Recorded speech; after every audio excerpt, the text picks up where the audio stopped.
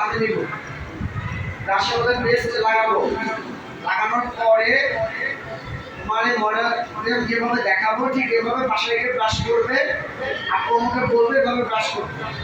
ঠিক আছে? পারবে না? ঠিক আছে, পারবে তোমরা? আচ্ছা দেখো, প্রথমে নিয়ম হচ্ছে ব্রাশের উপর থেকে নিচে আসবা, তারপরে নিচ থেকে আবার কি উপরে আসলাম। ঠিক আছে? তারপর আস্তে আস্তে ভিতরে যাবে। প্রথমে ডানে গেলে দেন আসবে হচ্ছে বাম সাইডে, বুঝতে পারছো?